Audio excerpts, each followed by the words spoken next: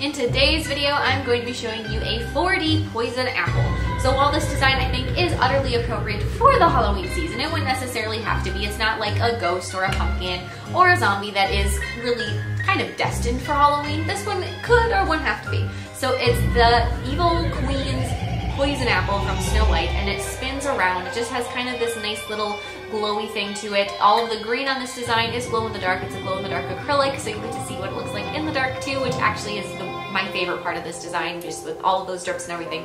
Looks amazing in the dark. So I hope you guys love this design as much as I do. And this is actually a recreation of one of my own designs that I would say was kind of a flop from a few years ago, that I was trying to use products. I was using Acrygel and it just did not work very well with Acrygel, but I redid it with acrylic and products that I prefer to use, so I love the results so much better. I will put a link, however, to that original video if you want to laugh in the description box below, but otherwise, I hope you love this video, and don't forget to click subscribe to see all my future videos as well. Bye!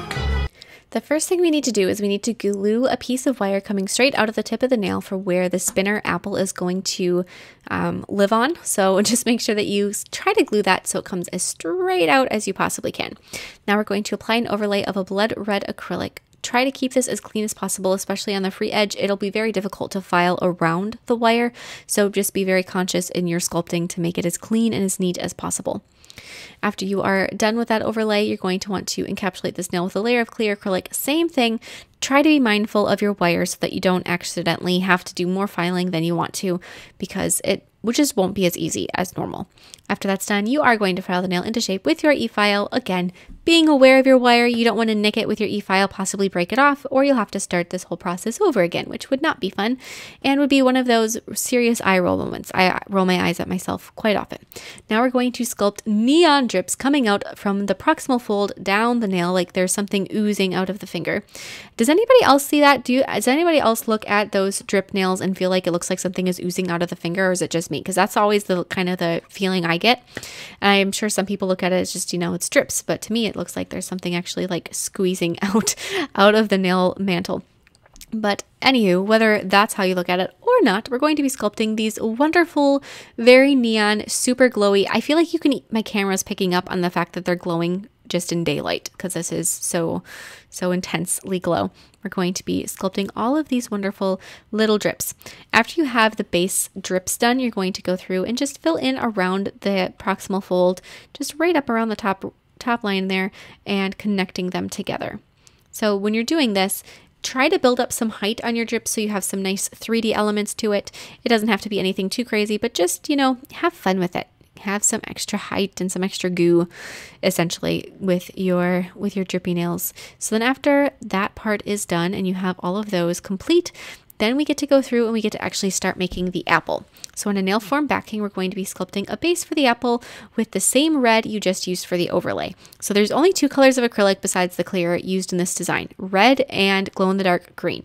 In fact, the actual design is pretty simple in terms of how, how it's put together, at least for what it is, I think. So we're going to sculpt a little base of the apple.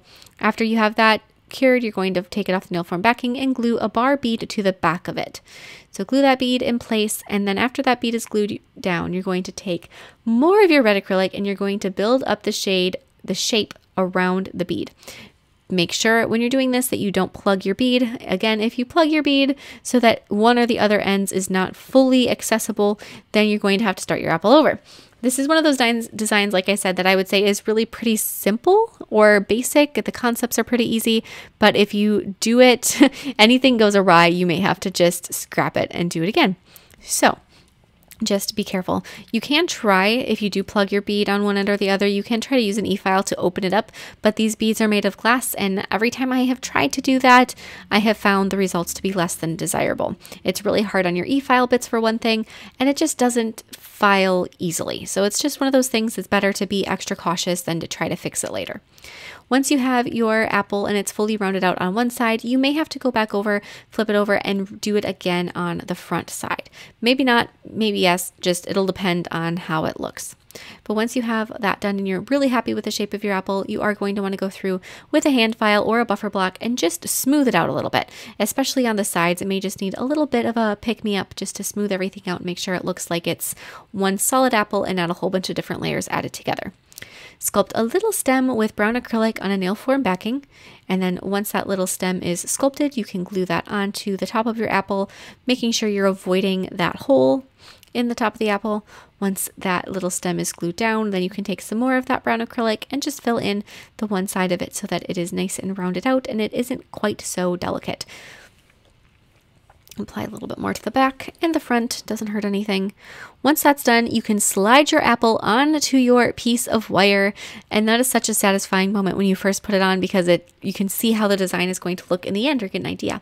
But then we're going to take some of this really glow-in-the-dark crazy green acrylic and we're going to be sculpting the drips on the apple.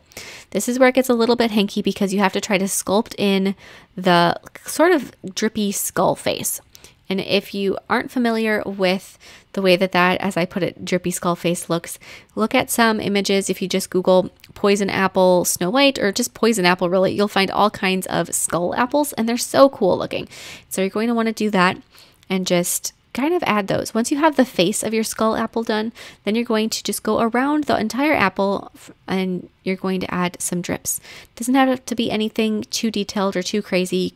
Actually keep it more simple than what you did on the nail. You don't want it to be like extra emphasized drips because you don't want anything to take away from the skull face.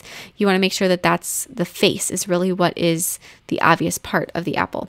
So just go through and fill in the little drips here and there around the rest, keeping it on the easy side. If you need to add any more second coats or anything to your green, you can go ahead and do that at any point. And then you can slide that apple up just a little further on the wire and then cut off the extra wire. And then take a little bit of clear acrylic and just sculpt a stopper on the bottom. So just widen up the bottom of that piece of wire so that the apple can't slide off, so that it's stuck there permanently. Once that clear acrylic is cured, you can pull the apple down just a little bit so that it's not crowding the nail. And then you're going to go through with some diluted black paint and do however much outlining fits your fancy. So if you don't want to do any outlining, you could be done. This nail could be complete and you can just call it a day. If you want to do a little bit and really emphasize the transition from the really bright green to the red, you can just go through and do little bits of outlines here and there to make the parts that you want to show up more. Especially if you're going to do anything, I would make sure you just do that around the eye sockets and the nasal cavity of your little skull apple. Then apply a layer of matte gel top coat over the red. It'll just give it a nice velvety texture and it'll make it look so much more smooth. After that's been cured, you're going to want to take and apply some gel sealer over that oozy-goozy drippy green.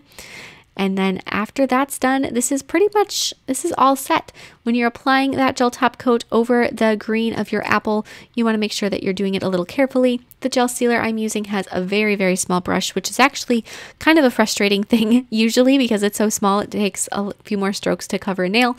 But in this case, it works out well.